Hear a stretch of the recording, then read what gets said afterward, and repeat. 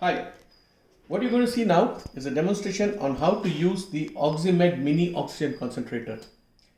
Principally, all oxygen concentrators work the same way, that is, absorbing the ambient air, separating the nitrogen and the oxygen, and delivering the oxygen alone to the patient, with a purity level ranging between 93 plus or minus 3%, depending on the external conditions and the efficiency of the machine. Now, this machine per se, how do you operate it? You have to plug it onto your mains, switch on the main button, and you will see the machine has a main power button as well. So once you switch this button on, you will hear a beep sound and you will see the LED light up. Now I'm switching it on.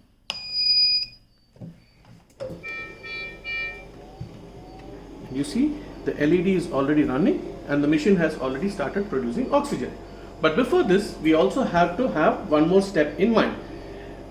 By not connecting a humidifier, we are basically delivering dry oxygen to the patient. So it is always recommended that we use the machine in conjunction with a humidifier bottle. So I'm going to switch this off temporarily, put it on standby. I bring my humidifier bottle. It's always recommended that you will see a minimum and a maximum, and you fill this exactly in the middle with drinking water. The humidifier bottle fits into the slot at the back of the machine like this, and you will connect the tubing from here in the machine to the humidifier, whereby you will transport the oxygen delivered by the machine to the humidifier bottle, where the oxygen picks up humidity and then it is delivered to the patient. The interface which is used to deliver oxygen to the patient in this case is a nasal oxygen cannula or nasal prongs as we call it. This end of the nasal prong goes into the humidifier and the other end goes to the patient. It is commonly referred to as over the ear cannula because the prongs settle into your nose like this and the tube goes over your ears like this and you tighten it. So once we have this ready, all you need to do is to switch on the machine, which you can do by pressing this. Now you will see that the LED is showing two parameters. The parameter on the left is the number of hours that the machine has worked, and the parameter on the right is basically the flow rate which is being delivered to the patient. Now, different patients require different flow levels. So, if you need a flow rate which is less than what is set on the machine, you just use this button to reduce the flow rate. So now we have set it at 2 liters per minute. Assuming there is a patient who needs about 5 liters or 4.5 liters, you will increase it by pressing the plus button here.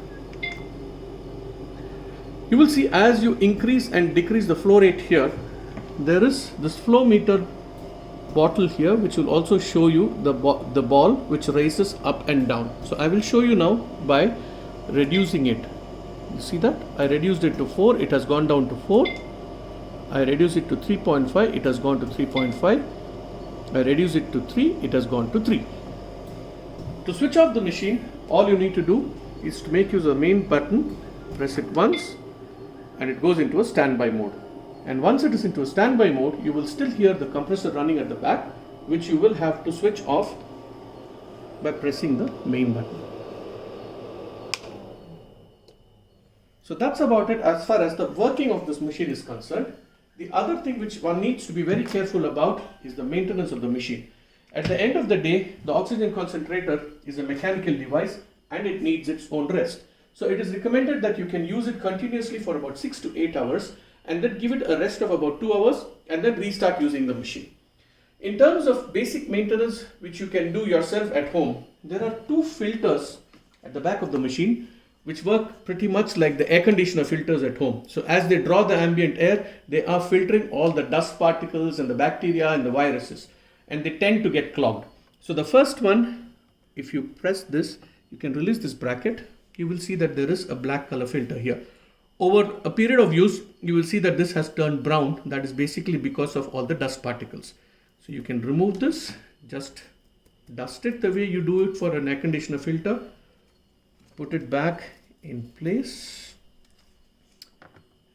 and fix it.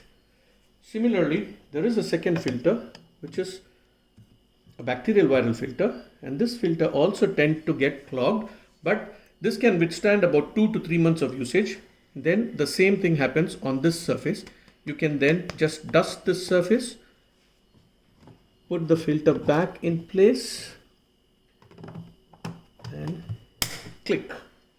One of the most important things one needs to observe, and which happens very commonly as an error, is people tend to keep the machine too close to the wall. This is not the way it has to be used. There has to be a clear distance of at least a foot or even 2 feet between the floor, between the wall and the equipment. So if these basic parameters are followed, I'm sure your machine will last long and will give you very, very efficient service. One thing which we missed out in this machine is that this also comes with a nebulization port. So if you are a patient who requires also nebulization, all you need to do is to open this port here, and it can be used as a nebulization port. You need to connect the tubing of the nebulization chamber onto this, nebulize the patient, and once you're done with the nebulization process, you can just close this again. I hope you find this useful, and for if any clarifications, please feel free to contact us on any of the numbers provided in the contact details while delivering the machine to you. Thank you.